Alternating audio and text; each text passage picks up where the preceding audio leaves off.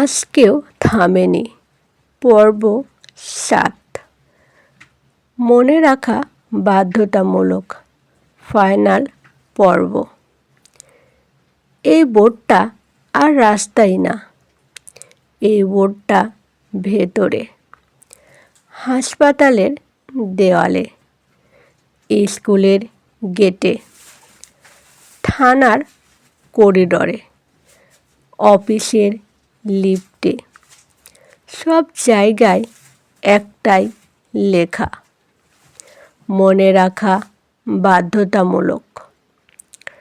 কোনো ব্যাখ্যা নেই, কোনো তারিখ নেই, কিন্তু মানুষ অস্বস্তিতে, কারণ মনে রাখা মানে ভুলে যাওয়ার সুযোগ নেই। একটা হলরুম, সাদা আলো, চেয়ারে মানুষ বসে আছে, কারো হাতে ফোন নেই, কারো হাতে ব্যাগ নেই, সবাই খালি হাতে। সামনের দেওয়ালে প্রজেক্টর অন হয়। একটা নাম ভেসে ওঠে, করিম, নির্মাণ শ্রমিক। রাশেদ, বাস চালক। মুনা, গার্মেন্টস কর্মী।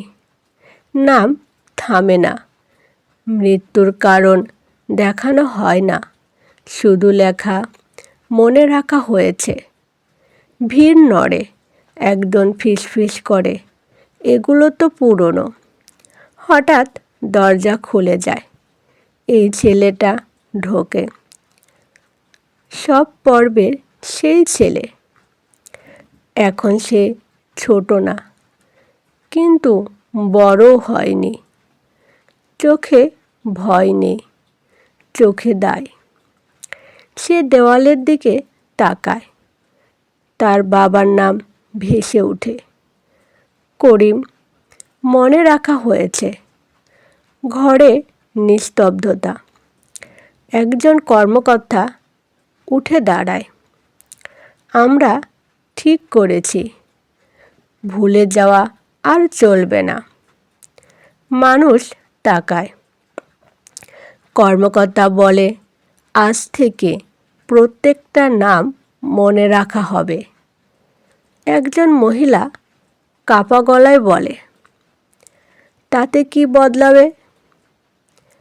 কর্মকর্তা থামে, তারপর বলে, বদলাবে না, কিন্তু অজুহাত থাকবে না।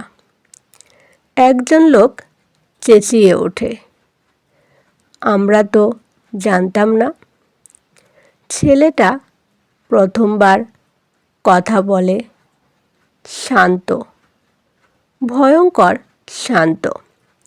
না জানাটাই সমস্যা ছিল না, জেনে ভুলে যাওয়াটাই সমস্যা ছিল। দেওয়ালে নতুন লেখা ভেসে ওঠে, যারা দেখেছিল, যারা শুনেছিল, যারা জানত। নামের পাশে লেখা, চুপ ছিল।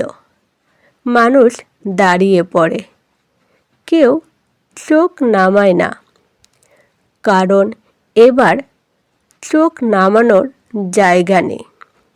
হঠাৎ অ্যালার্ম বাজে না, কোনো পুলিশ আসে না, শুধু স্ক্রিনে শেষ লাইন আসে, মনে রাখা শেষ না, মনে রাখা শুরু।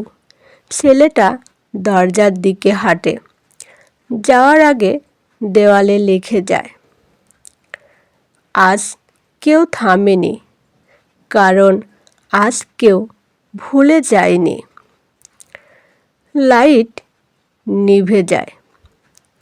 শহর কোলাহল, মানুষ হাঁটছে, কিন্তু এবার চোখ নামানো না, কান বন্ধ না, মাথা ফাঁকা না। যে সমাজ মনে রাখে না, যে সমাজ একদিন নিজেকেই হারিয়ে ফেলে।